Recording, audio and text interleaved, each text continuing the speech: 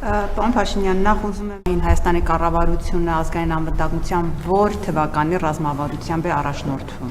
Եթե պատասխանեք, հարցը շարունակեք։ Հարցերը շարունակեք ավարտեք, ես կպատասխանեմ։ Եվ երկրորդը ձեր վերջին հենց ասածից դուք ասում եք նրանք չէին ներկայացնում Հայաստանի Հանրապետության նախկին նախագահները եւ նրանք չէին կարող որոշել Հայաստանի հետ կապված հարցերը։ Դուք չէիք ներկայացնում Արցախի ժողովրդի իրավունքները եւ ընդհանրապես արցախցիների շահերը, Արցախ պետությունը։ Դուք ինչպես որոշեցիք Արցախի ճակատագիրը, սա մեկ, եւ հիմնական հարցը երեք համացանցում տարածվեց մի տեսանյութ ձեր արդեն նախկին թիմակցի հետ կապված եւ ըստ տեղեկությունների խոսակցությունների մեծ իշխանական լրատվամիջոցով էր դա տարածվում, որտեղ տեսանյութը բավականին նվաստացուցիչ էր, եթե մեղմ ձևակերպեմ, դուք նստած եք, ձեր վարչության նիստն է եւ ձեր արդեն նախկին կուսակից Հակոբ Ասլանյանի թողների ինձ այս ասվածը մունաթով ասում եք ով է ձեր ընտրության, ձեր падգամավոր դառնալու հետ կապված, ով ինչքան դերակատարում ունի եւ ակնհայտ նա ասում է, որ 99.9%-ը ձերն է այդ դերակատարումը։ Սրանով արդյոք այս նախ տեսանյութը հրապարակելով դուք արդյոք մեսիջ չեք տալիս ձեր կուսակիցներին, որ բոլորիդ վրա կա հատուկ կոմպրոմատներ եւ հարմար պահի դրան գործի կդրվի եւ երկրորդը բոլորդ ինչպես ես չեմ ձևակերպում ձեր նախկին թիմակիցն է նախկին չէ գործող թիմակիցն է ձևակերպել բոլորդ ուսապարկ եք եւ ես կորոշեմ երբ կհեռանաք երբ կմնաք երբ ինչ որ բան ձեր մասին կհրապարակեմ այս տեսանյութը ինչի համար էր եթե իմ այս ասած նշած դրույթների հետ դուք համաձայն չեք կամ գուցե համաձայնում եք Նախ ես այդտեղ որևէ կոմպրոմատի բան չտեսա եւ մուննաթի բան չտեսա, նիստա տեղի ունեցել, տրվել է հարց, տրվել է պատասխան։ Եվ դա դրվագ է քաղաքացիական պայմանագիր կուսակցության վարչության նիստից եւ կարծում եմ պատեհ պահի ճիշտ որոշում է կայացվել, որ մարդիկ տակից գլխից խոսալուց առաջ մտածեն իրանք այդ խոսելու լեգիտիմությունը ունեն թե չունեն։ Ինչ վերաբերում է մեր կուսակցությանը դեմոկրատ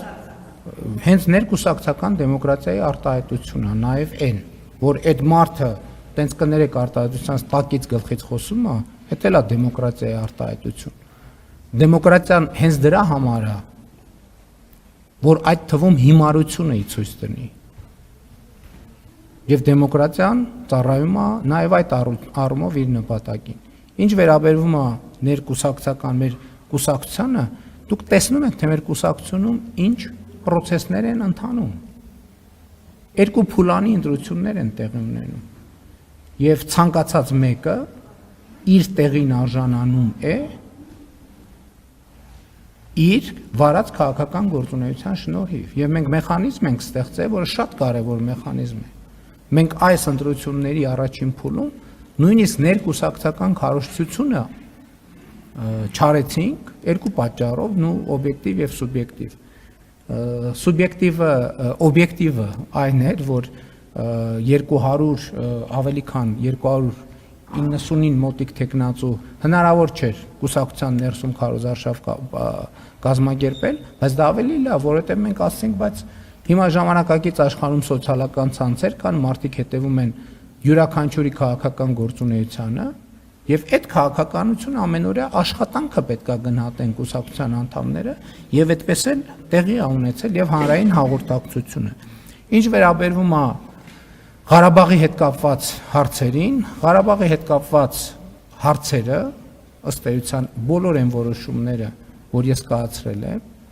նախկինում, բոլոր այդ որոշումները խորհրդակցվել են Ղարաբաղի ներկայացուցիչների հետ։ Չի եղել այդպիսի որոշում, որ ես կայացնեմ եւ Ղարաբաղի ներկայացուցիչների առանց Ղարաբաղի ներկայացուցիչների հետ խորհրդակցության։ Ինչ վերաբերում է վերջին որոշմանը, ձեր հայտնի անձը վերջին որոշումը կայացրել է ինքը իրենով, ես չգիտեմ ում հետ է խորհրդակցել, ինձ հետ այդ թեմայով խոսել է։ Ես հարց եմ տվել Հայաստանի Հանրապետությունը ինչ կապ, ինչ դեր ունի այդ ամեն ինչի հետ։ Ինքը ասել է ոչ մի կապ, ոչ մի դեր, ասել եմ այդ դեպքում դուք որոշեք, ինչ որոշում ուզում եք կայացրեք։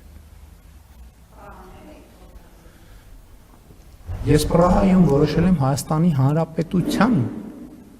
հարցը։ Ես Պրահայում որոշել եմ, որ Հայաստանի Հանրապետությունը շատ տարօրինակ բան, պետք է ճանաչի Հայաստանի Հանրապետության տարածքային ամբողջականությունը։ Դուք հասկանում եք աբսուրդի աստիճանը։ 2022 թվականի հոկտեմբերի դրությամբ Հայաստանի Հանրապետությունը բաց չէր, Հայաստանի ինքը իր տարածքային ամբողջականությունը ճանաչում է, թե չի ճանաչում։ Եվ սա ամենամեծ դավադրությունն է Հայաստանի պետականության դեմ, որը ես հաղթահարել եմ։ Այո, իմ անձնական կամային որոշմամբ, իմ թիմակիցների եւ կառավարող ուժի եւ կառավարության աջակցությամբ։ Շնորհակալություն, հաջորդ հարցը հանրային հեռուստաընկերությունը։ Ռազմավարությունը դե պարզ է, որ այդ ռազմավարությունը առնվազն մեծ մասով ռելևանտ չի, մենք աշխատում ենք նոր ռազմավարության վրա, մենք դրանով չենք առաջնորդվում։